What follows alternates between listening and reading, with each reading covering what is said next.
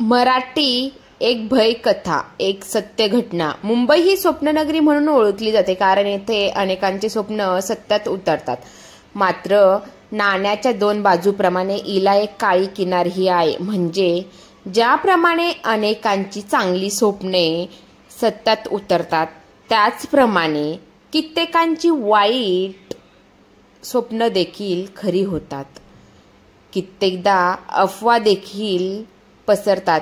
या अफवातूनच मुंबईतल्या काही भीतीदायक किंवा भयानक जागांचा जन्म झाला आहे।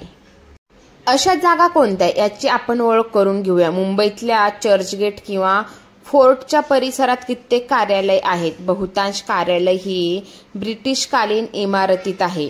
त्यामुळे संध्याकाळी 7 नंतर कार्यालयीन वेळ संपल्यावर या परिसरात शुकशुकाट असतो। त्यानंतर ब्रिटिशकालीन इमारतीचं रूप भयानक दिसू लागतं।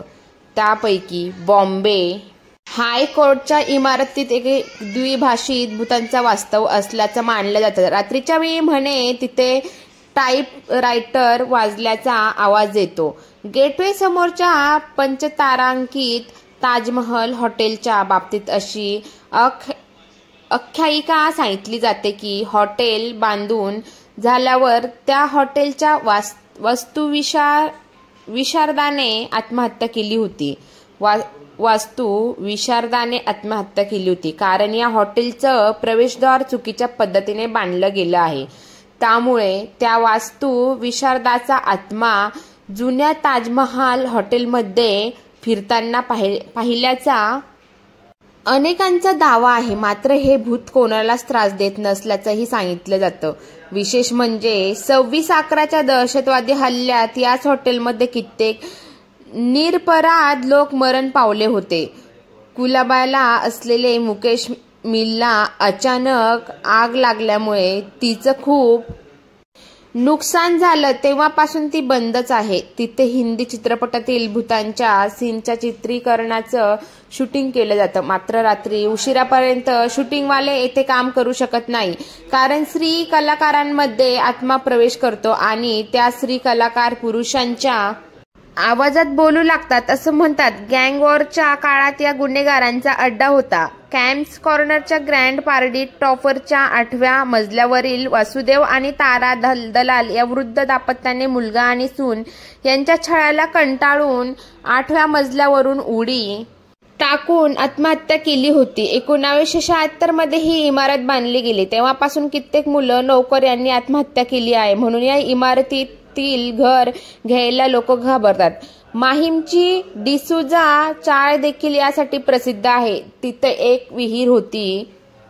त्या विहिरीचं पाणी लोक पिण्यासाठी आणि भांडी धुण्यासाठी वापरत असत। एक महिला विहिरीवर पाणी भरत असताना त्या विहिरीची भिंत ढासळली आणि ती महिला विहिरीत पडून मरण पावली।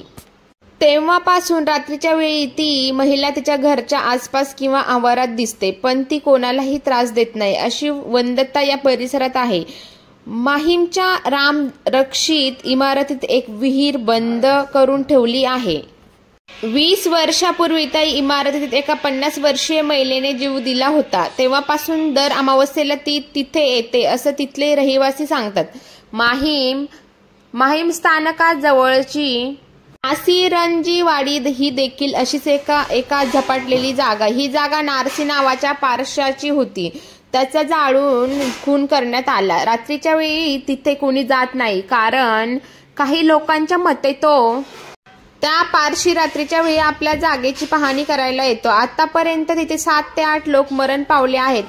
मालाडच्या मार्वे मड आयलंडच्या रस्त्यावर नवरीच्या वेशातील एक महिला पौर्णिमेच्या रात्री लोकांकडून काहीतरी दुखण्याचा बहाणा करून मदत मागते। जे मदत करायला तयार होतात त्यांच्या गाडीच्या बरोबर धावते आणि त्या गाडीचा अपघात घडवते असं ऐकायला मिळतं। साधारण 25 वर्षापूर्वी म्हणे एका मुलीचा तिच्या लग्नाच्या दिवशी रात्रीच खून झाला आणि तिचा मृतदेह तिथल्याच खारफुटीमध्ये टाकण्यात आला होता। जुहू येथील SNDT कॉलेजच्या शिक्षक वसाहतीत एक शिक्षिका रात्री 2च्या सुमारास मोठमोठ्याने पाडे म्हणताना ऐकू येतं. हा आवाज स्थानिक रहिवाशांनी ऐकला आहे. काही मुलांनी याचा छडा लावायचा प्रयत्न केला होता, मात्र त्यांना काही सापडलं नाही.